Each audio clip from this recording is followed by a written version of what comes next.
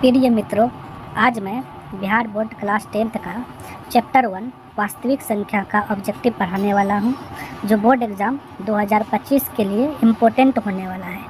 इसलिए जो 2025 में एग्ज़ाम देना चाहते हैं वह इस वीडियो को ज़रूर देखें। पहला प्रश्न है, दो लगातार संख्याओं का एचसीएफ क्या होता है? भाई 3 तरीके का प्रश्न खूब पूछा जाता है।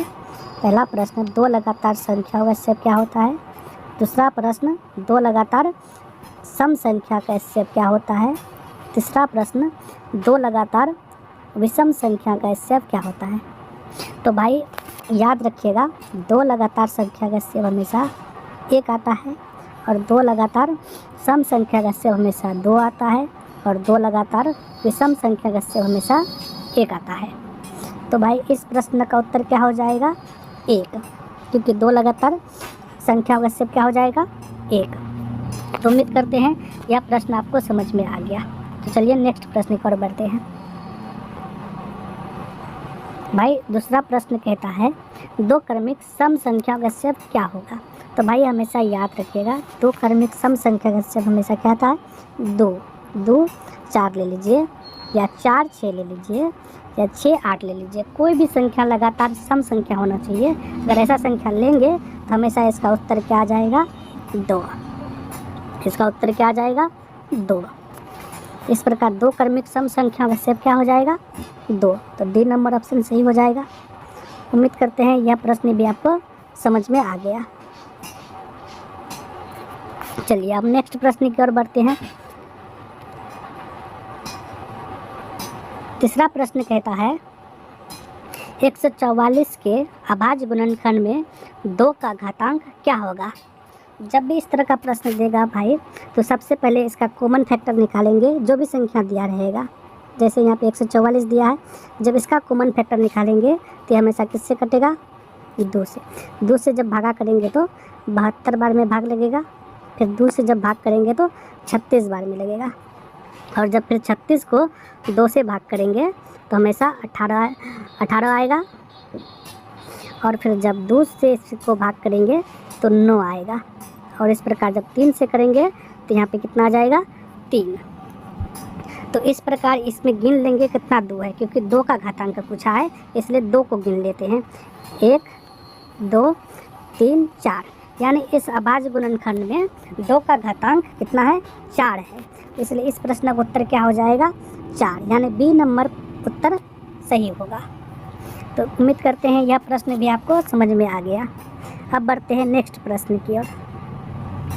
नेक्स्ट प्रश्न कहते हैं, यदि ए और बी अभाज्य संख्या है तो ए और बी का एलसीएम क्या होगा?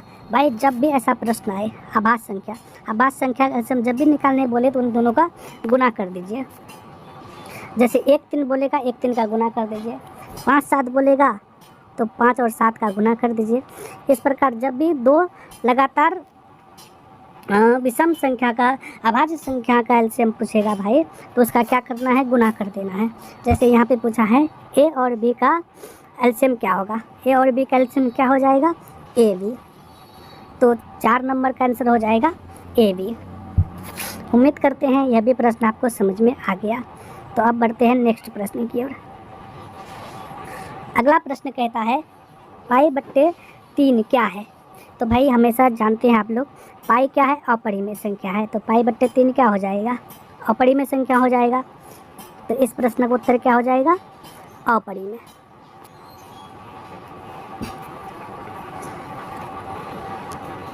इस प्रश्न का उत्तर कर देंगे अपरिमेय।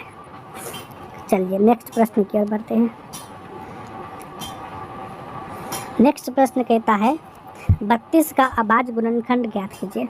जब भी गुणनखंड ज्ञात करने बोलेगा अभाज्य गुणनखंड, तो सबसे पहले इसको हम कॉमन फैक्टर के रूप में तोड़ेंगे।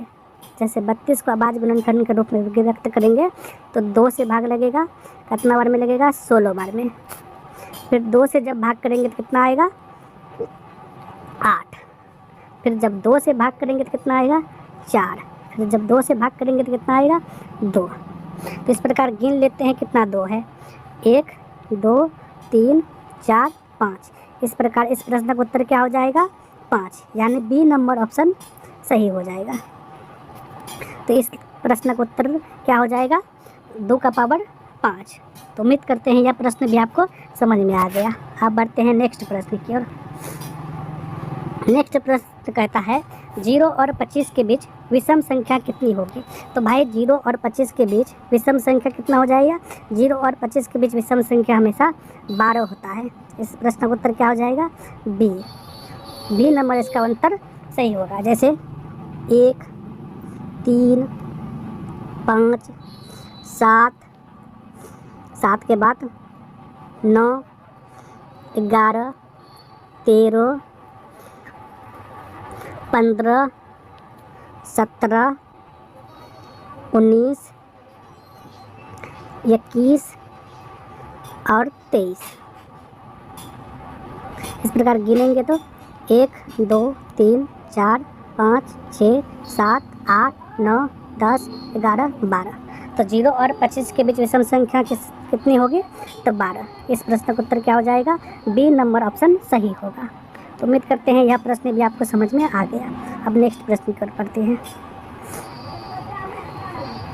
नेक्स्ट प्रश्न कहते हैं निम्नलिखित संख्या में परिमेय संख्या का पहचान करें। तो भाई आप जानते हैं परिमेय संख्या और अपरिमेय संख्या किसे कहते हैं। परिमेय संख्या वो होता है जिसका पूरा रूट टूटता है, जिसे p/q के रूप में लिखते हैं। और अपरिमेय संख्या वो होता है जिसका रूट पूरा नहीं टूटता है और जिसे हम p/q के रूप में नहीं लिखते हैं। तो 10 को अगर हम तोड़ेंगे तो 10 हमेशा 2 से टूटेगा, लेकिन इसका कॉमन नहीं आएगा, इसका जोड़ा नहीं पूरा। तो ए नंबर ऑप्शन नहीं होगा, यानी ए नंबर ऑप्शन गलत हो जाएगा। √5 तो √5 से ही टूटेगा, इसका भी जोड़ा नहीं टूटेगा। √3 का भी जोड़ा नहीं टूटेगा। जब √25 को तोड़ेंगे तो √25 किससे टूटेगा? 5 से। 5 गुना 5 यानी 2 5 में 1 5 बाहर आ जाएगा, यानी इसका आंसर क्या हो जाएगा? डी। यानी दो परिमेय संख्याओं का निम्नलिखित संख्याओं में परिमेय संख्या की पहचान करें। तो परिमेय संख्या क्या हो जाएगा? इसमें से डी नंबर ऑप्शन सही होगा, यानी √25। चलिए नेक्स्ट प्रश्न की ओर बढ़ते हैं।